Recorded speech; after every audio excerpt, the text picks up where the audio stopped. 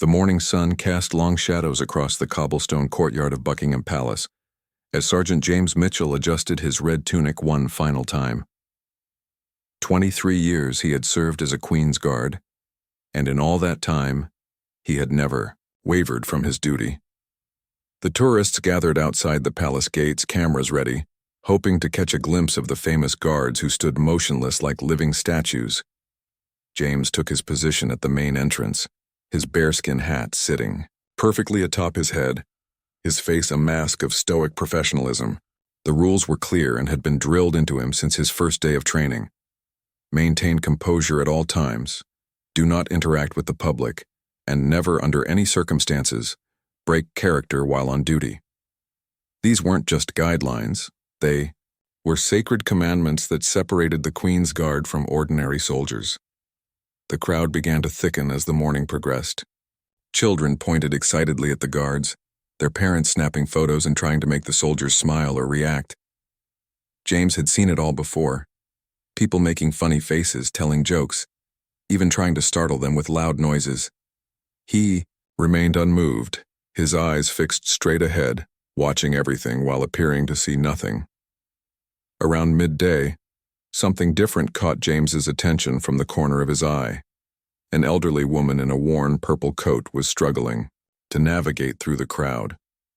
She moved slowly, leaning heavily on a wooden walking stick, her silver hair catching the sunlight. Unlike the other tourists who were focused on getting the perfect selfie with the guards, she seemed lost and distressed. The woman approached the palace fence, pressing her face against the iron bars, as tears began to stream down her weathered cheeks. She whispered something so softly that only James, standing just a few feet away, could hear her words. "I promised I would visit you here, my darling. I promised I would come to where you worked." James felt something stir within him, a feeling he had trained himself to suppress for over 2 decades.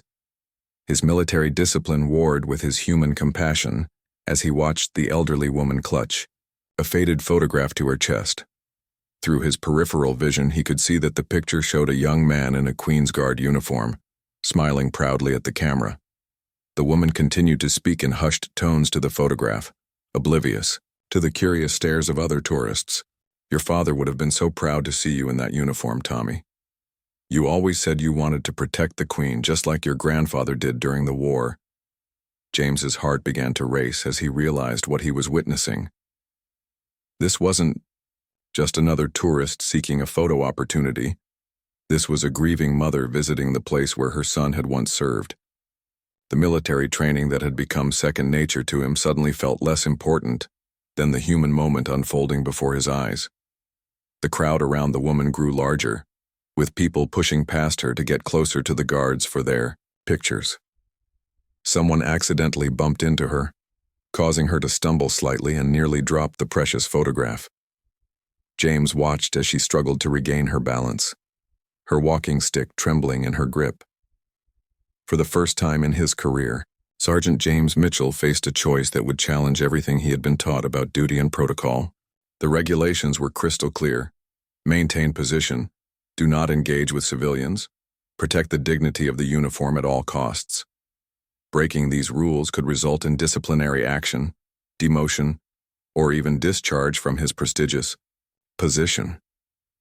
But as he watched the tears continue to fall from the elderly woman's eyes, James realized that sometimes the most important duty a soldier can perform has nothing to do with following orders. Sometimes the greatest honor comes from recognizing when compassion must override protocol, when humanity must triumph over regulation. The moment of decision had arrived, and James knew that whatever choice he made would define not just this day, but the kind of man he truly was beneath the red tunic and bearskin hat. The tourist crowd continued to surge around the grieving mother, completely unaware that they were about to witness something extraordinary, a moment when duty and kindness would collide in the most beautiful way possible. James made his decision in a heartbeat that felt like an eternity. Slowly, deliberately, he began to move from his assigned position. Each step felt like breaking chains that had bound him for 23 years. The tourists nearby stopped their chatter, phones lowering as they noticed something unprecedented happening. A Queen's Guard was abandoning his post. The elderly woman was still whispering to her son's photograph when a shadow fell across her. She looked up through tear-filled eyes to see the tall figure of Sergeant Mitchell standing before her. His usually stern expression softened with unmistakable compassion. For a moment neither of them spoke, the weight of the moment settling between them like a bridge connecting two different worlds. "Ma'am," James said quietly, his voice gentle but still carrying the authority of his years of service. "I couldn't help but notice you speaking to that photograph. Was he one of ours?" The woman's eyes widened in surprise, her hand trembling as she held up the picture. Yes, he was. "This is my Tommy, Thomas Patterson. He served here for 3 years before." Her voice trailed off, unable to finish the sentence that would acknowledge her son's passing. James looked at the photograph, studying the young man's face. Though he hadn't known Tommy personally, he recognized the pride in the young soldier's eyes, the same pride he had felt when he first put on the uniform. "He looks like he was an outstanding guardsman, ma'am. The uniform suits him well. He was so proud to serve here," the woman continued, her voice growing stronger. "Even as a little boy he would march around our garden pretending to guard our roses like they were the crown jewels. When he finally got accepted to the Guards, it was the happiest day of his life." The crowd around them had grown silent, sensing they were witnessing something special. Cameras that had been raised to capture the spectacle slowly lowered as people realized this wasn't a performance or publicity stunt. This was a genuine moment of human connection unfolding before their eyes. James glanced back at his post, knowing that his fellow guards and superior officers were likely watching his every move. Protocol demanded that he return immediately, that he maintain the illusion of the emotionless sentinel, but looking at this grieving mother, he found that protocol seemed insignificant compared to the opportunity to honor a fallen brother in arms. "Ma'am, would you mind if I ask how Tommy passed?" James inquired, his voice barely above a whisper, ensuring their conversation remained private despite the growing audience. The woman wiped her eyes with a handkerchief that had seen many tears. "It was a car accident, 3 months after he left the Guards. He was coming home from visiting his girlfriend. The other driver ran a red light and—" She couldn't continue, but she didn't need to. James understood the cruel irony. A young man who had dedicated his life to protecting others, taken away by a moment of someone else's carelessness. "I'm so sorry for your loss," James said, meaning every word. "Your son served with honor, and that honor doesn't end just because his watch is over." Something remarkable began to happen as James spoke with Tommy's mother. Other guards stationed around the palace, who had initially watched with concern and confusion, began to understand what was occurring. Rather than reporting the breach of protocol or demanding James return to his position, they found themselves moved by the scene unfolding before them. Corporal David Hughes, stationed at the side entrance, felt his own rigid posture begin to relax as he watched his colleague's act of compassion. In his 8 years of service, he had never seen anything like this. The tourists who had come seeking entertainment were instead witnessing something profound, the human heart of the institution they had come to observe. The elderly woman reached into her coat pocket and pulled out a small poppy pin, the same kind worn to remember fallen soldiers. "Tommy always wore one of these," she said, her voice steadying. "He said it reminded him that being a guard wasn't just about ceremony. It was about remembering those who came before and protecting those who would come after." James looked at the poppy pin, its red petals bright against the woman's pale palm. In that small symbol, he saw everything that truly mattered about his service, not the rigid adherence to rules, but the deeper purpose behind the uniform. The protection of what was sacred, the honor of those who served, and the compassion that should never be forgotten in the pursuit of duty. The moment was interrupted by the sound of approaching footsteps. James turned to see his commanding officer, Major Richardson, walking briskly across the courtyard. The major's face was unreadable, but James knew that his career-defining conversation was about to begin. Everything he had worked for over the past 2 decades now hung in the balance. Major Richardson approached with measured steps, his polished boots clicking against the cobblestones. The crowd of tourists sensed the tension immediately, forming a wider circle around the scene. James straightened his posture, preparing for the inevitable reprimand that could end his distinguished career. But something unexpected happened when the Major reached them. Instead of immediately addressing James, Major Richardson turned his attention to the elderly woman. He removed his peaked cap and held it respectfully at his side, a gesture that sent shockwaves through the assembled guards who knew their commanding officer as a strict disciplinarian who never deviated from protocol.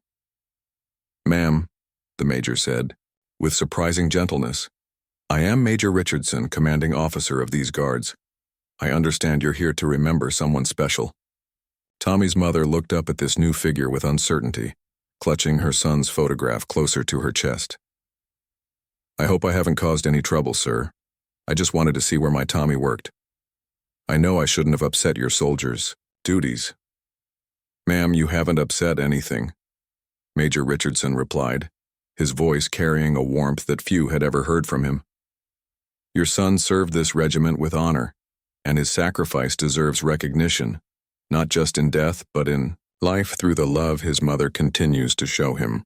James watched in amazement as his superior officer, a man he had known to be inflexible about regulations, knelt down to the elderly woman's eye level. The Major's actions were being captured by dozens of phones, but for once, no one seemed concerned about the publicity implications or potential breaches of protocol. "Tell me about Tommy," Major Richardson said simply. "What was he like as a young guard?" The woman's face lit up despite her tears. "Oh, he loved everything about serving here. He would come home and tell me stories about the tourists who tried to make him laugh and how proud he felt knowing he was protecting something so important to our country. He used to practice his marching in our hallway until the neighbors complained about the noise." A small smile appeared on the Major's weathered face. "The hallway marching, that's a sure sign of a dedicated guardsman. We've all been there, practicing, until we could do it in our sleep." What happened next surprised everyone present. Major Richardson stood up and faced James, but instead of the harsh words everyone expected, he simply nodded. "Sergeant Mitchell, your instincts today have honored both your uniform and your humanity. Sometimes the greatest service we can provide has nothing to do with standing still." The Major then did something that would be talked about for years to come.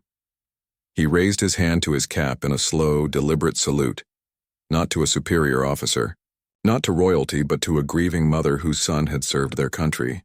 The gesture was captured by countless cameras, but more importantly, it was witnessed by every guard present, creating a moment that would forever change how they understood their duty. "Ma'am," Major Richardson continued, "would you do us the honor of allowing us to observe a minute of silence for your Tommy? I believe our guards would appreciate the opportunity to remember one of their own." The woman nodded, too moved to speak. Major Richardson then turned to address the guards positioned around the palace grounds. His voice, trained to carry across parade grounds, easily reached every post. "Guards, we will now observe 1 minute of silence in memory of Guardsman Thomas Patterson, who served this regiment with distinction.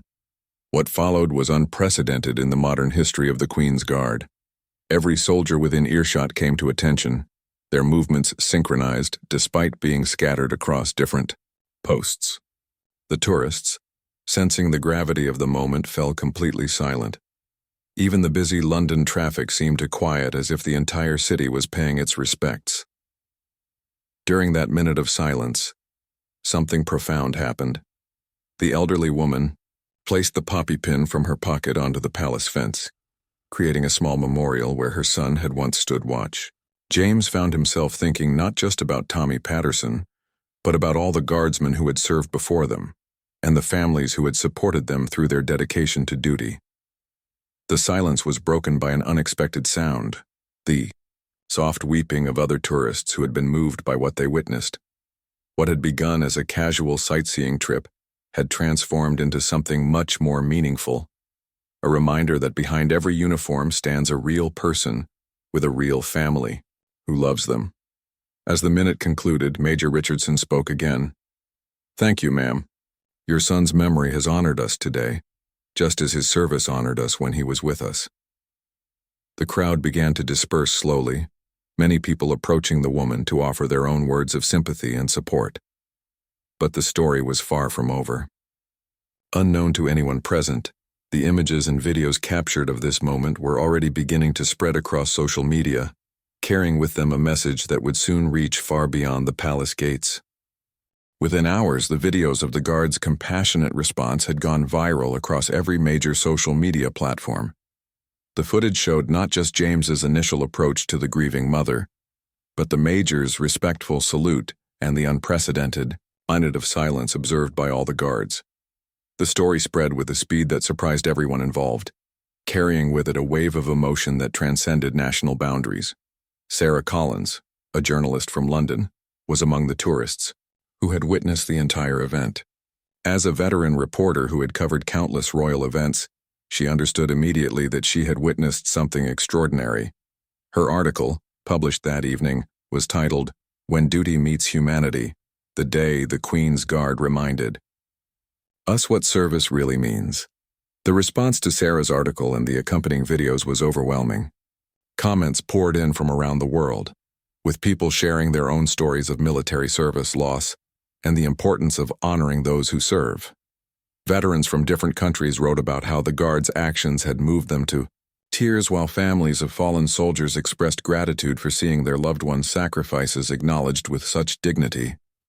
Tommy's mother, whose name was Margaret Patterson, found herself at the center of an international story she never could have imagined. Her small act of visiting her son's former workplace had sparked a global conversation about compassion, duty, and the human side of military service. Reporters contacted her for interviews, but she remained focused on the simple truth of what had happened. Those brave men honored my Tommy better than I ever could have hoped. Back at the palace, the guards were dealing with the unexpected attention their actions had generated. Major Richardson called a meeting with all the guards who had been on duty that day, unsure of how their superiors would react to the breach of traditional protocol that had now been seen by millions of people worldwide. "I want to be clear about something," the major began, addressing the assembled soldiers in their briefing room. "What happened today was not a planned demonstration or a publicity stunt. It was simply soldiers doing what soldiers do best, taking care of people who need taking care of." The room was silent as the guards processed their commanding officer's words. Many of them had spent sleepless hours worrying about potential disciplinary action, career consequences, or damage to the regiment's reputation. James, in particular, had replayed the day's events countless times, wondering if his split-second decision to break protocol had been worth the possible repercussions. "I've been contacted by senior officials," Major Richardson continued, "and I want you to know that the response has been overwhelmingly positive. The palace has received hundreds of messages praising the guards' conduct and expressing gratitude for the respect shown to a Gold Star mother." The term Gold Star mother was military terminology for a woman who had lost a child in service to their country, and hearing it applied to Margaret Patterson made the guards realize that their actions had been recognized at the highest levels of both military and civilian leadership. "More importantly," the major added, "we've heard from the royal family themselves. Without going into specific details, I can tell you that your actions today embodied the very best traditions of service to crown and country." James felt a wave of relief wash over him, but he also realized that the day had changed something fundamental about how he viewed his role as a guard. The rigid adherence to protocol that had defined his career suddenly seemed less important than the human connections that made their service meaningful. The international attention continued to grow throughout the following days. News programs from America, Canada, Australia, and countries across Europe featured the story. Military bases around the world showed the footage to their personnel as an example of how compassion and duty could work together rather than in opposition. Most surprisingly, other guards began sharing their own stories of moments when they had been tempted to break protocol to help someone in need. Social media filled with accounts from current and former guardsmen who described the internal struggles they had faced when witnessing distressed tourists, lost children, or people in medical emergencies while being required to maintain their stoic positions. One particularly powerful response came from retired Sergeant William Foster, who had served as a Queen's Guard in the 1980s. He wrote, "For 30 years I've regretted not helping an elderly gentleman who collapsed near my post because I was afraid to break protocol. Seeing these brave guards choose compassion over regulation has healed something in my heart I didn't even know was broken. The story had evolved beyond a single act of kindness into a broader conversation about the balance between duty and humanity, tradition and compassion. Military leaders from various nations began discussing how the incident could inform their own training programs, seeking ways to maintain discipline while also encouraging soldiers to respond appropriately to human need. Margaret Patterson, meanwhile, had become an unexpected symbol of military families everywhere. She received letters from mothers, fathers, and spouses of service members, all expressing how the Guards' treatment of her had given them hope and comfort in their own times of grief and worry. 2 weeks after the incident, Margaret Patterson received an unexpected phone call that would change her life once again. The voice on the other end was formal but warm, explaining that she had been invited to a private ceremony at Buckingham Palace. The purpose, she was told, was to formally honor her son's service and to recognize the Guards who had shown such compassion during her visit.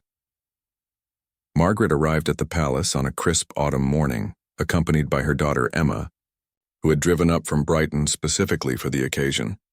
Unlike her previous visit as a grief-stricken tourist pressed against the palace fence, Margaret was now welcomed through the main gates and escorted through corridors she had only imagined her son walking through during his service years. The ceremony took place in a small, elegant room overlooking the palace gardens. Present were James Mitchell, Major Richardson, and the other guards who had participated in the Minute of Silence, all dressed in their finest ceremonial uniforms.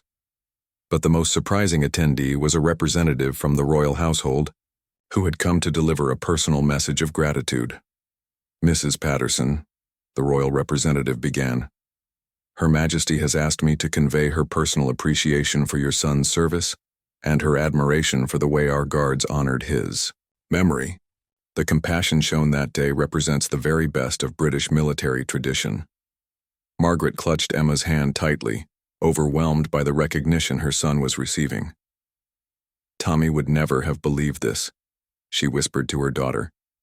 "He always said serving here was honor enough." The ceremony continued with Major Richardson presenting Margaret with a formal commendation, acknowledging Thomas Patterson's distinguished service as a Queen's Guard. But the most moving moment came when James Mitchell stepped forward with a special gift. "Mrs. Patterson," James said, his voice steady but filled with emotion, "the Guards have taken up a collection, but not for what you might expect. We've commissioned a memorial bench to be placed in Tommy's hometown, with a plaque honoring his service. We thought it would be fitting for people to have a place to sit and remember not just Tommy, but all the young men and women who serve their country." The bench idea had actually come from the flood of international response to the original incident. Donations had poured in from around the world, with people wanting to contribute to something meaningful in Tommy's memory. The Guards had worked with local officials in Tommy's hometown to secure the perfect location, a spot in the town center where he used to practice his marching as a child. "There's something else," Major Richardson added. "We've also established the Thomas Patterson Kindness Award, to be given annually to any guard who shows exceptional compassion while maintaining the dignity of their service. Your son's memory will now inspire future generations of guardsmen to remember that strength and kindness are not opposing forces, but complementary virtues." Emma wiped away tears as she watched her mother's face transform with pride and gratitude. The award meant that Tommy's name would be spoken aloud every year, ensuring that his memory would live on within the regiment he had loved so much. Following the ceremony, Margaret was given a private tour of areas where Tommy had served, including the guardroom where he would have prepared for his duties and the courtyard where he had marched countless times. Current guards shared stories they had heard about Tommy from colleagues who had served with him, painting a picture of a young man who had been well-liked and respected among his peers. The tour concluded in the palace gardens, where Margaret was invited to plant a small oak tree in Tommy's memory. As she placed the sapling in the prepared ground, she thought about how this tree would grow and provide shade for future generations, just as the kindness shown by the Guards had created something larger than anyone had expected. The media attention surrounding the ceremony was more subdued than the initial incident, but the message it conveyed was equally powerful. Here was an institution known for its unchanging traditions, making space for personal recognition and emotional connection. The images of Margaret planting Tommy's memorial tree were shared widely, but with a different tone than the viral videos. These pictures conveyed hope and renewal rather than grief and loss. International military organizations began reaching out to establish similar programs in their own services. The Thomas Patterson Kindness Award became a model that was adapted by armed forces in Australia, Canada, and several other countries, each creating their own version to recognize compassionate service within their ranks. The story had evolved from a single moment of human connection into a lasting legacy that would influence military culture for years to come. Tommy Patterson, a young man who had died in a random accident, had unknowingly sparked a global conversation about the importance of maintaining humanity within duty, compassion within service, and love within loss. 6 months later, on a sunny spring morning, Margaret Patterson found herself once again approaching Buckingham Palace. This time, however, she wasn't alone in her grief.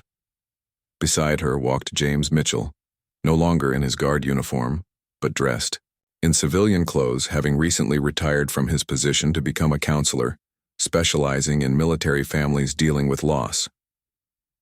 The memorial bench in Tommy's hometown had become a gathering place for the community. Local veterans held informal meetings there, sharing stories and supporting each other through difficult times. School children learned about Tommy's story during citizenship classes, understanding that service comes in many forms and that kindness can be just as brave as physical courage. The first annual Thomas Patterson Kindness Award ceremony had taken place the previous month, honoring Corporal Lisa Chen, who had left her post to perform CPR on a tourist who had suffered a heart attack near the palace gates.